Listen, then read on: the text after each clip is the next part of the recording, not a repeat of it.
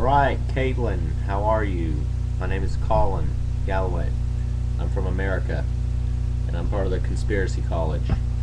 But I'm also an MMA fan, so I was flipping through the YouTube, looking at prediction videos for this coming up UFC 116, and came across yours, and good to see there's some females across the pond who like MMA. That's good, and keep up the good work making videos. But I figured I'd do mine right now for the Conspiracy College, my UFC 116 predictions. Okay. In all honesty, I don't think it's that great of a card, but it does have one of the biggest fights of all time as the main event. But first, we'll start off with, man, Stephan Bonner's fighting somebody, and then Chris Lytle's fighting somebody, and then Vanderlei Silva's fighting somebody I don't know. So I don't know what kind of predictions to do about that. I wish them all well, and I hope they're all entertaining fights, but none of those guys are near the top of their weight classes, but they're all fun to watch, so should be good. Okay, but the main event, here we go. Brock Lesnar, Shane Carwin. What in the world is going to happen? A few months ago, if you had asked me if there was anybody on the planet that could beat Brock Lesnar in a mixed martial arts match, I would have told you that it couldn't happen.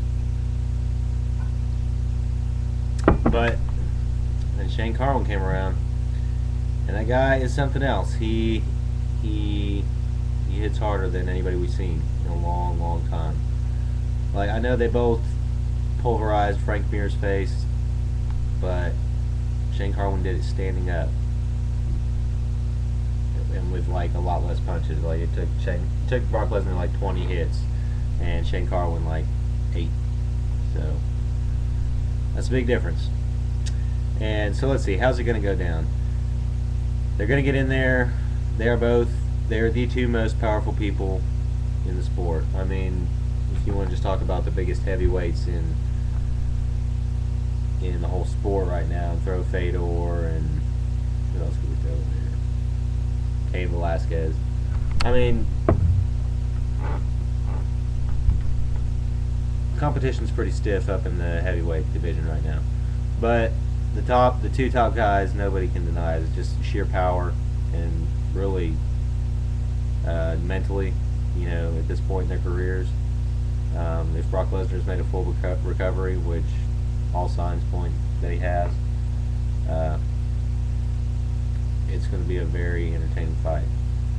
But if Brock Lesnar chooses to trade punches with Shane Carwin, he will probably get knocked out. I'd say it's probably a 90% chance. If he tries to dirty box him,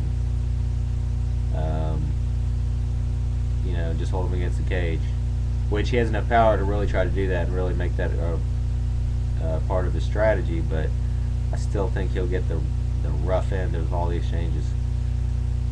I do think that Brock Lesnar might have the wrestling skills to take Shane Carwin down and control him on the ground. I think if he does that, it'll be a very boring fight, but that has the potential to occur. But let's just all hope they get in there and they just throw down, and it's just a brawl, and may the best man win. I hope that's the attitude they both have. I hope that Brock Lesnar doesn't, because, I mean, I don't know, he'll lose a lot of fans if he pulls the George St. Pierre style, which I'm not hating on George, but he'll lose a lot of fans if he does that. Because he's just, he tries to dominate guys. So do it, Brock. Try to dominate Shane Carwin. And Shane Carwin, hit him back. And Caitlin, do a post-fight comment. I don't know if you do those, but do one. And the rest of YouTube, keep on with your lives.